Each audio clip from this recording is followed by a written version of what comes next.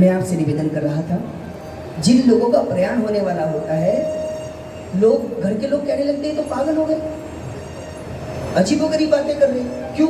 उनको तो गण दिखते हैं। वो बोलते हैं कि मुझे लेने आ रहे हैं, इनको भगाओ यहाँ से। जिसका प्रयाण नहीं होने वाला आता है उनको दिखते नहीं।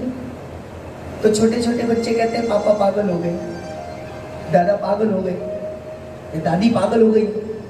उनको तो पागल लगने लगते हैं, लेकिन सच है वो उनको दिखने लगते हैं यमराज जी के गण, और उसको वो ये याद दिलाते हैं, बेटा जिंदगी भर तूने आनंद लिया, भगवान के नाम का शरण नहीं लिया ना, इसलिए अब देख हम तेरी क्या गति करने वाले हैं। इसलिए जप ले हरि नाम अरे रसना, फिर अंत समय में हिली ना हिली। भैया अंत समय का कोई भरोसा नहीं, इसलिए भगवान का नाम जब भी मौका लगे जप लेना चाहिए। हाँ, मैं आपसे निवेदन कर रहा था,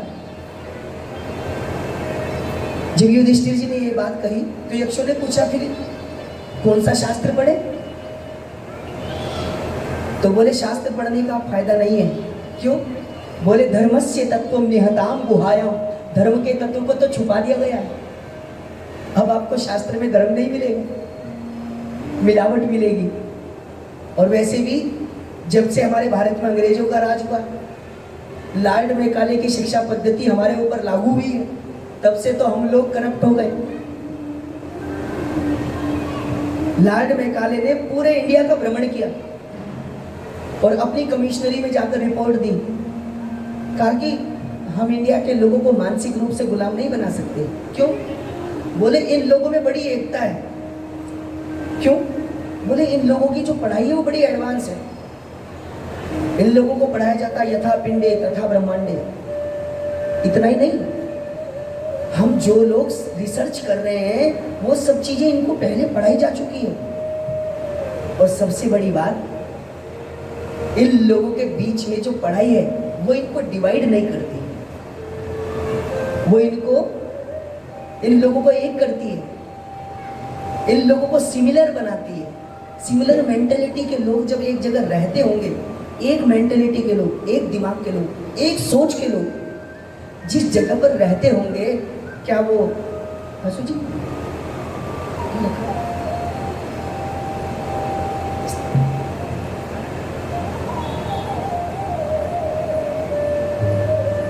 बोली माँ के बिहारी लाल की।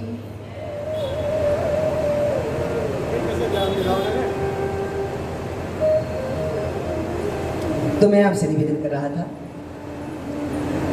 कि लॉर्ड मैकाले ने इस पर विशेष रिसर्च की।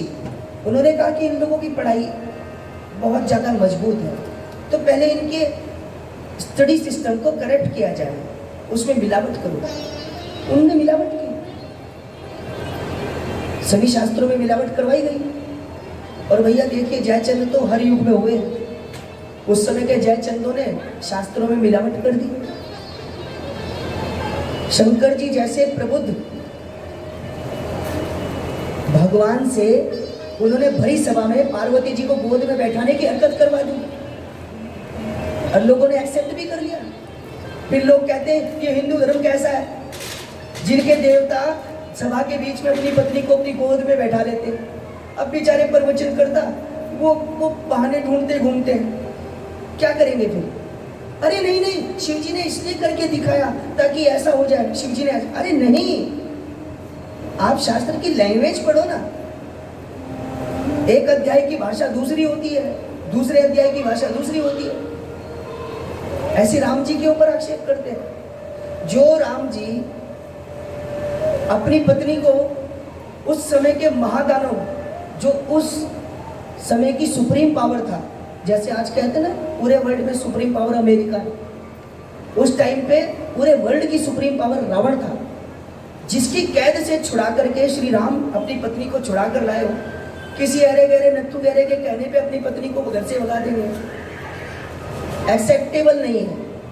हमें लैंग्वेज पे ध्यान देना होगा। हम पढ़ते तो है नहीं, सुनते हैं केवल। जिसने जैसा कहा हमने स्वीकार कर लिया। हमारे भारत के लोग बड़े सीधे हैं, उन लोगों के दिमाग को घुमाना कोई ज्यादा बड़ी बात नहीं है। इसलिए हमें धर्म के प्रति जागरूक होना होगा।